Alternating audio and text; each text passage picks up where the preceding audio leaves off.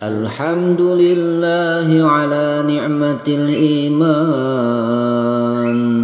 Alhamdulillahi ala ni'matil Islam. Alhamdulillahi ala ni'matil hidayah. Sekarang saya bacakan kisah yang sangat menyentuh dan kisah ini sangat menarik. Apa kisahnya? Mau dibaca enggak? Kisah ini ditulis dalam buku yang sangat tebal oleh guru kita almarhum Abu Jibril rahimahullah. Ya, kitabnya tebal, namanya Lelaki Saleh, Lelaki Muslim. Di situ ada kisah zaman Nabi Muhammad SAW. Seorang lelaki terbujur kaku, sudah menjadi mayat. Tidak ada yang mau menyelenggarakan jenazahnya. Dibiarkan saja. Datang Nabi Muhammad. Ini kenapa tidak dimandiin? Kapan nih sholatkan, kuburkan cepat. Apa kata para sahabat? Minta maaf ya Rasulullah, menurut kami orang ini tidak layak. Tidak layak apanya? Tidak layak ya Rasulullah diselenggarakan jenazahnya. Kenapa? Kata Nabi, ya Rasulullah, orang ini sejak dia bersyahadat masuk Islam, sekalipun kami belum pernah melihat dia sholat 5 waktu. Jangankan subuh, zuhur, asar, maghrib, isya, sekali aja belum pernah ya Rasul. Sejak dia syahadat sampai dia mati, nggak pernah mau puasa, nggak pernah baca Quran, kami nggak pernah lihat dia berzikir, nggak pernah melakukan ketaatan, kesolehan apapun ya Rasulullah. Malah dengan mata kepala kami menyaksikan dia orang ya Rasulullah berbuat dosa dan dosa sejak dia bersyahadat sampai dia mati ya Rasulullah. Dia pemabuk ya Rasulullah, dia penzina, dia penjudi ya Rasulullah, dia pembunuh ya Rasulullah, ini orang zalim, ini orang laknat ya Rasulullah, menyakiti di mana dia berada ya Rasulullah, ya Rasulullah. Melapor para sahabat. Makanya para sahabat merasa ini orang nggak layak diselenggarakan jenazahnya. Nabi pun terdiam. Kira-kira kalau di posisi Bapak Ibu, kira-kira mungkin kita sama ya dengan para sahabat ya, merasa orang ini tidak layak diselenggarakan jenazahnya seperti muslim. Nabi terdiam. Lalu Nabi berkata, saudara, siapakah di antara kalian yang pernah menyaksikan si fulan almarhum ini ada melakukan satu saja amal kebaikan dalam Islam? Kalau ada, tolong angkat tangan, berdiri, sebutkan apa amalannya, di mana dan kapan. Tiba-tiba Pak, ada yang angkat tangan. Kata Nabi, tolong berdiri. Dia pun berdiri lalu berkata, ya Rasulullah, saya dan dia pernah sama-sama kami perang di wilayah Anu. Satu malam kami mengambil amalan ribat bareng ya Rasulullah. Ribat itu apa Pak? Ronda di tengah malam, jaga-jaga ya, mengawasi dan memata-matai gerak-gerikmu musuh. Ini namanya amalan ribat. Ribat itu hanya ada di medan jihad, sedang perang nih. Ya Rasulullah, saya dan dia pernah ribat bareng ya Rasulullah. Sampai pagi matahari terbit dia pun menghilang entah kemana.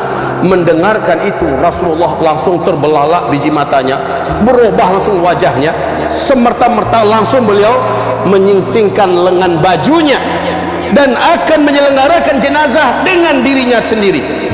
Melihat itu para sahabat langsung berlomba-lomba membantu Rasulullah. Akhirnya dimandiin rame-rame, dikapani, lalu disolatkan, semuanya dipimpin oleh Rasulullah. Allahu Akbar.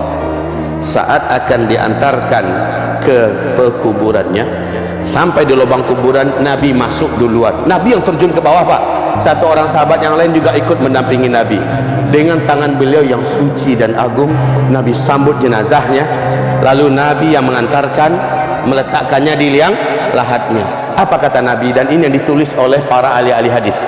Kata Nabi berikut ini, ashabuka, seluruh sahabat-sahabat, yashhaduna alaika, mereka semua bersaksi atas engkau, annaka min ahlin nar, bahwa engkau adalah penduduk neraka.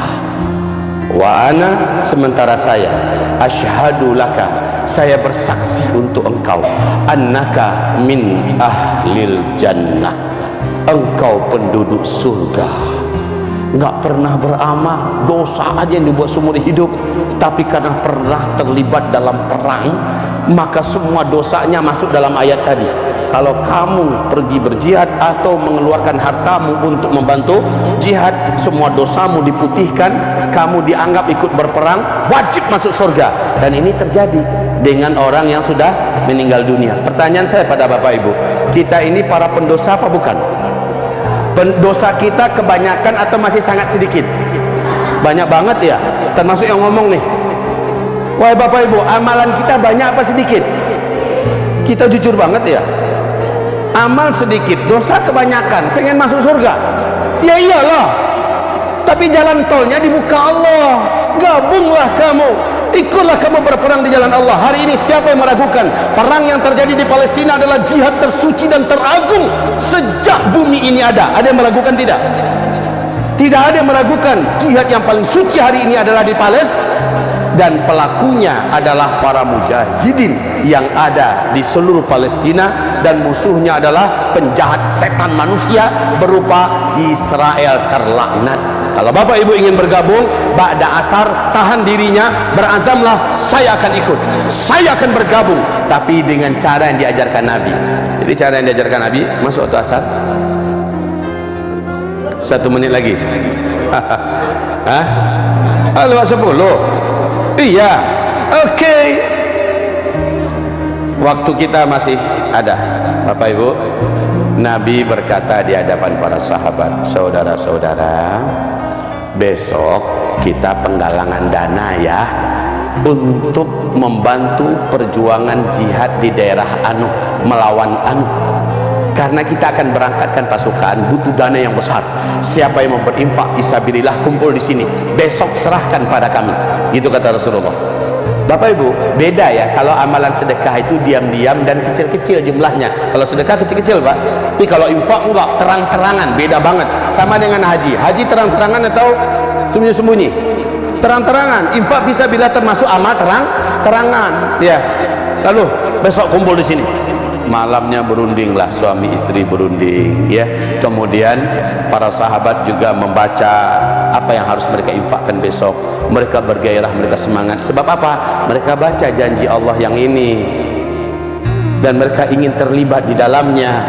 Wahai Bapak Ibu, apa kata Umar bin Khattab? Malam itu Umar berkata, besok saya ingin mengalahkan Abu Bakar. Jadi biasanya kalau sudah terbuka pintu infak, Abu Bakar pasti selalu menang. Kali ini Umar nggak mau. Umar pengen ngalahin Abu Bakar. Lalu Umar pun mulai menghitung hartanya. Dihitung semua dari yang kecil sampai gede-gede dihitung. Dan Umar bertekad 1/3 dari hartanya akan diinfakkan di jalan Allah. 1/3 Bapak Ibu, 1/3. Masya Allah.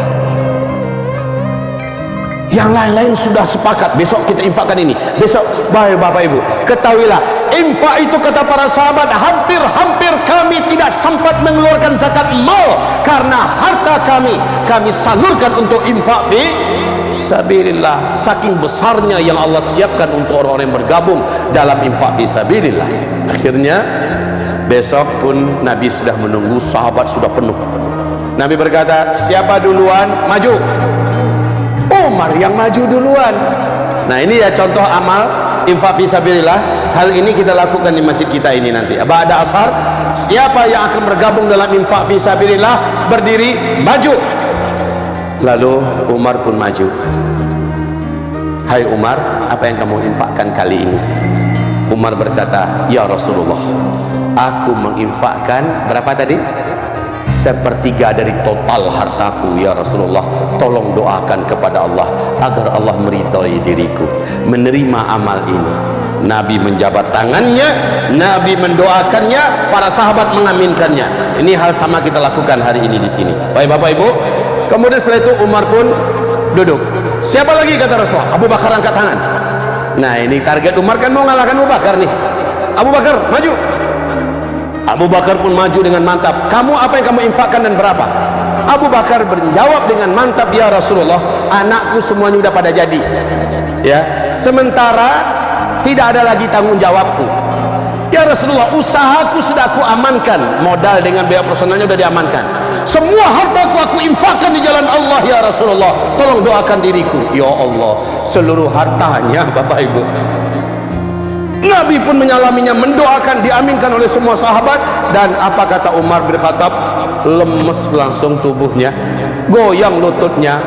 Umar berkata, demi Allah, sampai kapanpun saya tidak akan pernah bisa mengalahkan Abu Bakar.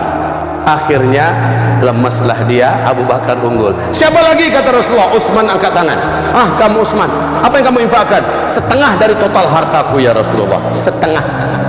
Siapa lagi? Saya Rasulullah, 1/8 dari hartaku ya Rasulullah. Gitu Pak. Tiba-tiba dari ibu-ibu sudah datang saja sekeranjang emas ke depan. Ada yang ini dilepas anting-anting, kalung semacamnya. Infak fi sabilillah. Begitu dia. Sebab apa? Bukti iman tertinggi. Jihad mal, puncak amalan tertinggi dalam Islam.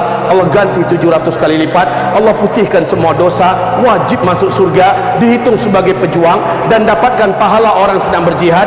Jika ada yang syahid, dia berhak mendapatkan pahala syahid. Kemana ini mau dibuka? Palestina mau menang, tak lama lagi. Makanya Allah memanggil kita tadi, "Sari'u, cepatlah kamu, bersegeralah kamu." Sebab kalau sudah merdeka Palestina, kesempatan ini ketutup buat kita Bapak Ibu. Baik, semoga Allah berkahi. Siap-siap kita sholat asar. Bagi yang hatinya ada niat yang lurus dan tulus kepada Allah, maka bertahan di sini.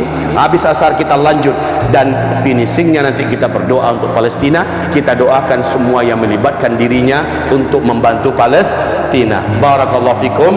Mari bersiap-siap, beramal solehlah kita.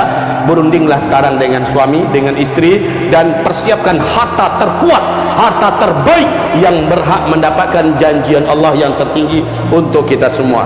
Jazakumullahu khairan katsira. Barakallahu fikum. Billahi taufiq wal hidayah. Assalamualaikum warahmatullahi wabarakatuh.